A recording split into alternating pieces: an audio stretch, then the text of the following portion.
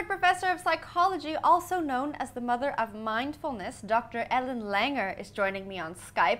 Now, mindfulness is getting a lot of airtime right now, but Ellen, you started your study into mindfulness quite a while back. Why don't you introduce us to where it all started?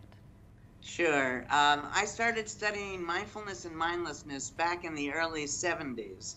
And basically, I started with the concept of mindlessness, noticing that most people were just not there. The interesting thing is they were oblivious to the fact that they were walking through life on automatic pilot.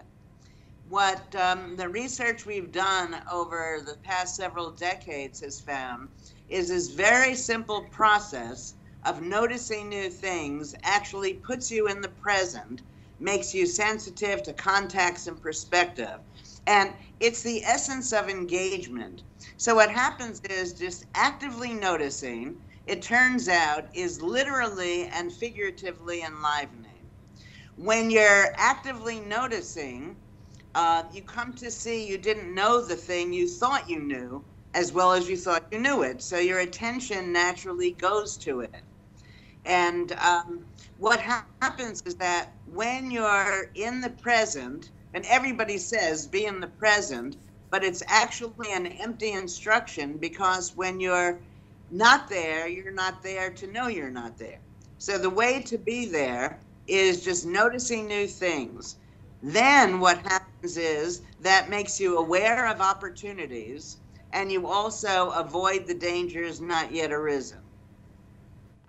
Now, can you tell us how this mindlessness affects the course of everyday life? How can being mindless affect us?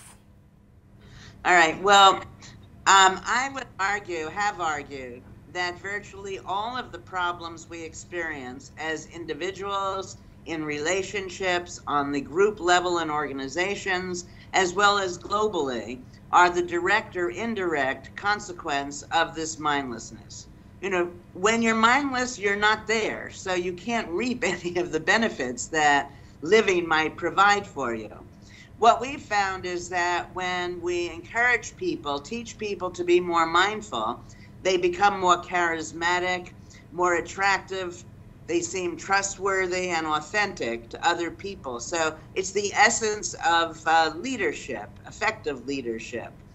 On the personal level, when you're more mindful, your relationships are better. In the work setting, when you're more mindful, the products that you produce seem to bear the imprint of this mindfulness. They're just better. So it doesn't matter in what context we look, that this simple process of noticing new things has very, very far-reaching consequences. Wow. Now, how do you teach someone to be more mindful? Well, we have several programs to do this, but briefly, it's actually very simple.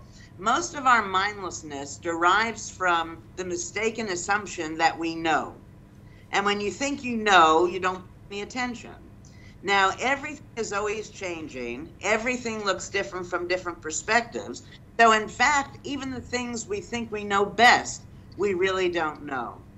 So we teach people to embrace this uncertainty rather than to be afraid of uncertainty. Things are uncertain, whether you want to accept it or not.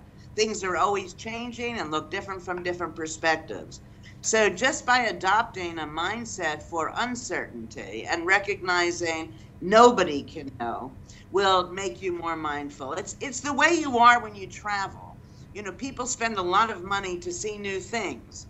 And when they go on these travels, they're happy, they're energized. Well, it turns out that going to work, being at home is also new and should provide the same excitement for people, but typically it doesn't.